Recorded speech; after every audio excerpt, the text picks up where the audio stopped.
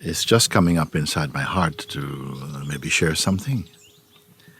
Because I see that during this time, sometimes even from the Sangha also, and people who have been in the spiritual path for some time, panic does come. Not as much as we hear generally speaking. I mean, people have concerns and so like that comes. But this one I wanted to talk about just generally speaking. For those of you who have a deep or an increasingly deepening attraction to self-discovery. And I've been asked, like, where are we going to if one becomes increasingly detached from the world, so to speak? And by the world, I'm not talking about the earth. You may have heard me say, there's only one earth, but there are billions of worlds. And by this, what I mean is a world is a psychological and emotional and personal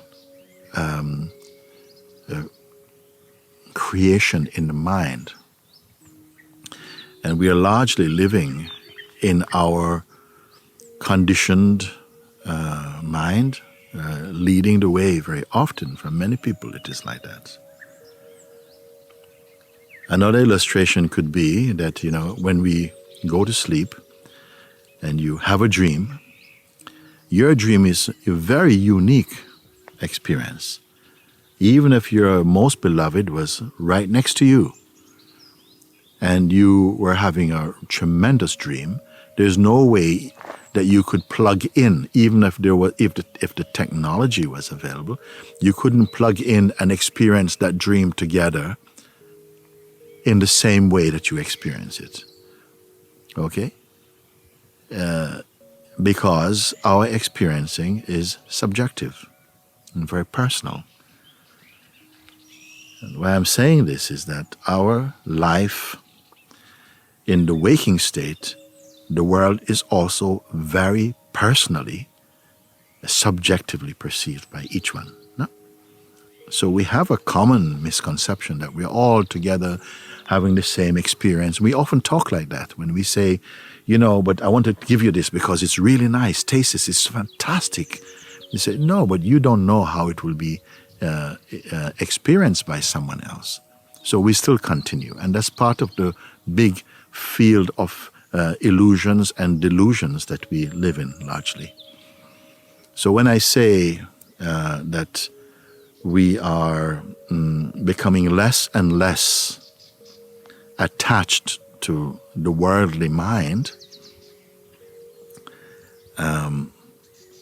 which behaves sometimes as though it knows the truth, those who have gone beyond that, or are going beyond, and beyond, not beyond that way, but beyond this way, in the inner realization of the truth, are discovering something tremendous.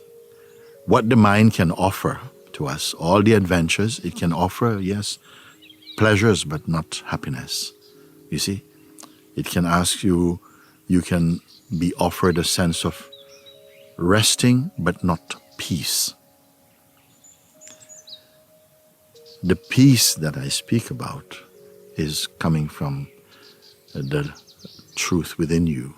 The more you grasp of your true nature, the more you are living constantly in a field of peace and a calm mind.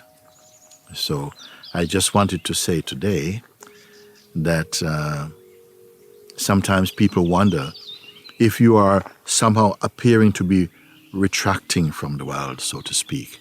It's not because it's evil and you're cynical about it, but that you are discovering a higher way of perceiving inside and coming to the truth of who and what we are internally, not just as body and body-mind, but even beyond mind. And people may say, oh, you speak about beyond mind. Mind is all I know.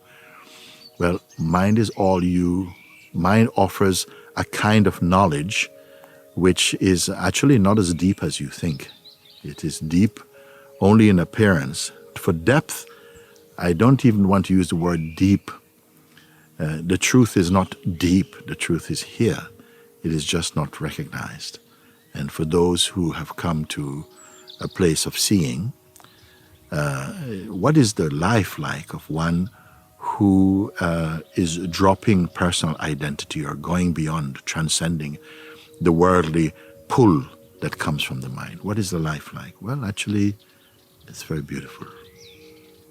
It's beautiful, full of beauty, and not fantasy, not projection, beautiful in the sense that one's mind becomes very tranquil, very calm, and peaceful, open, without fear, and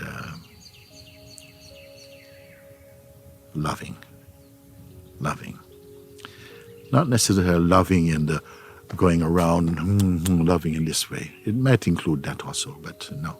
Loving in the sense that there's the unity of the self, and it's not just personal. We have a sense of a personal self, but you also have a universal self, and your universal self is more true. We have a personal body, you have a universal body. In a way, you come to see that the whole of this world and universe is also the body of being. I know that might sound very strange right now, but it's such a beautiful discovering. And don't worry, it's not going to just crash in on you. We have to grow into that. And how? Well, the more deeply you want it or desire it, and you have to desire it intensely to reach this level of completeness. I think enough for the moment. Thank you.